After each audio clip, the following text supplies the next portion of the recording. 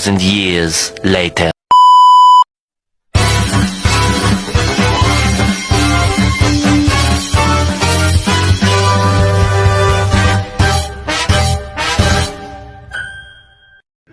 Alat pencernaan, saluran pencernaan, dan kelenjar pencernaan pada manusia. Alat pencernaan pada manusia adalah organ-organ yang bekerja sama untuk mengelola makanan menjadi nutrisi yang dapat diserap dan digunakan oleh tubuh.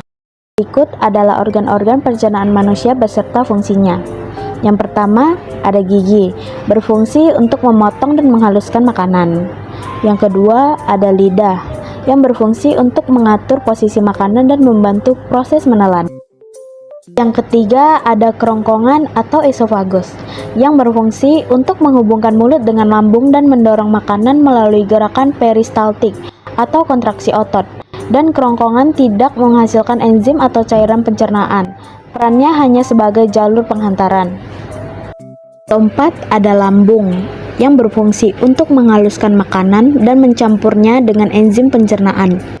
Makanan yang dicampur dengan enzim dan asam lambung yang kuat untuk memecahkan protein dan melindungi tubuh dari mikroorganisme atau bakteri. Dan lambung juga menghasilkan enzim pepsin untuk memecahkan atau mencerna protein. Yang kelima, ada usus halus. Usus halus adalah salah satu bagian sistem pencernaan yang memiliki peran penting, yaitu tempat penyerapan nutrisi, protein, lemak, karbohidrat, vitamin, dan mineral. Usus halus terbagi menjadi 3 bagian, yaitu ada duodenum atau usus 12 jari. Bagian pertama usus halus yang menerima makanan dari lambung. Makanan bercampur dengan enzim pencernaan dari pankreas dan empedu dari hati, yang membantu mencerna lemak, protein, dan karbohidrat. Yang kedua ada jejunum atau usus kosong, bagian tengah usus halus, tempat pencernaan dan penyerapan utama nutrisi. Yang ketiga ada ileum atau usus penyerapan, bagian terakhir usus halus yang melanjutkan proses penyerapan terutama untuk nutrisi seperti vitamin B12 dan asam empedu. Ileum juga menyerap sisa nutrisi yang tidak diserap di duodenum dan jejunum sebelum sisa makanan berpindah ke usus besar. Yang keenam, Pankreas. Pankreas adalah organ yang menghasilkan enzim untuk mencerna karbohidrat, protein, dan lemak. Pankreas juga mengeluarkan hormon insulin dan glukagon untuk mengatur kadar gula darah. Yang ketujuh, Hati. Hati menghasilkan empedu yang membantu memecah lemak. Hati juga menyaring darah, menyimpan nutrisi, dan mengeluarkan zat beracun dari tubuh. Dan yang kedelapan, ada usus besar. Usus besar berfungsi menyerap air dan mineral dari sisa makanan serta membentuk feses. Usus besar juga berperan dalam menyimpan dan mengeluarkan limbah makanan melalui anus atau buang air besar. Saluran pencernaan pada manusia. Yang pertama ada mulut. Di dalam mulut manusia tersusun atas gigi, lidah, air liur, dan kelenjar ludah yang berfungsi menjalankan proses mekanik dan kimiawi dari makanan supaya bisa masuk ke pencernaan.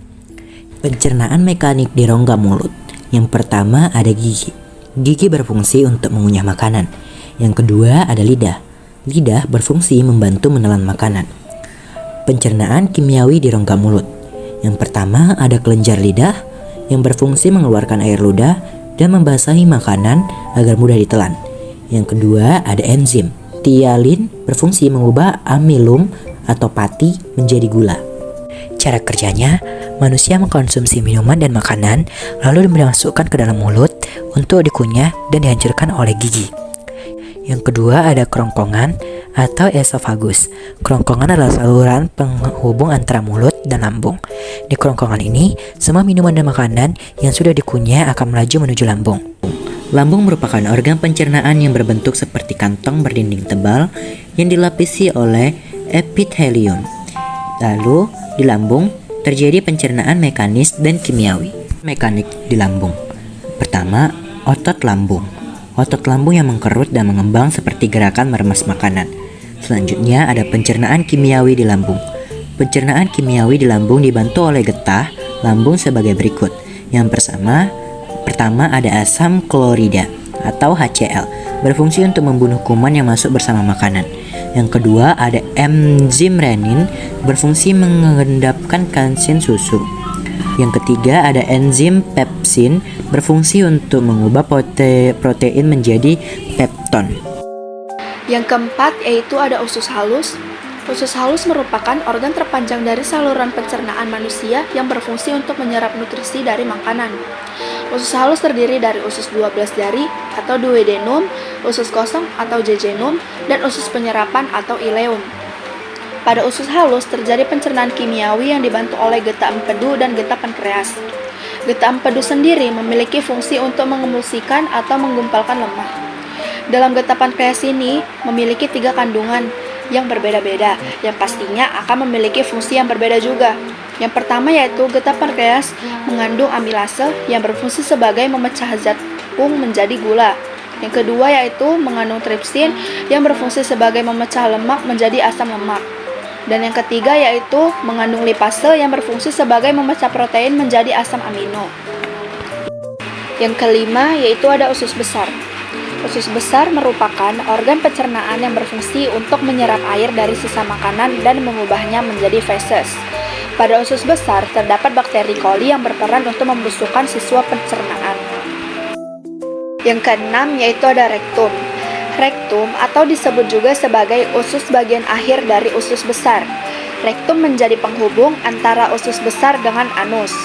Organ ini berguna untuk menampung feses dari usus besar sampai tiba saatnya dikeluarkan tubuh lewat anus. Yang ketujuh yaitu ada anus. Anus adalah lubang tempat saluran pencernaan berakhir yang menjadi jalan keluarnya feses dari dalam tubuh. Apabila feses telah siap dibuang, maka otis finger akan mengatur pembukaan dan penutupan pada anus. Kelenjar pencernaan adalah organ yang menghasilkan enzim dan cairan yang membantu dalam proses pencernaan makanan. Berikut adalah kelenjar-kelenjar utama dalam sistem pencernaan. Yang pertama, kelenjar ludah terletak di mulut dan menghasilkan air liur yang mengandung enzim amilase untuk memecah karbohidrat menjadi gula sederhana. Kelenjar ini juga membantu membasahi makanan agar lebih mudah ditelan. Yang kedua, kelenjar lambung terdapat di dinding lambung, menghasilkan asam lambung atau HCl dan enzim pepsin. Asam lambung membunuh bakteri dan mengaktifkan enzim untuk mencerna protein.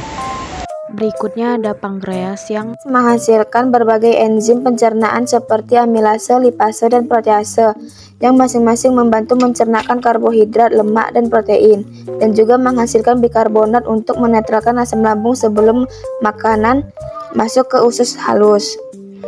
Hati memproduksi empedu cairan yang membantu dalam pencernaan lemak.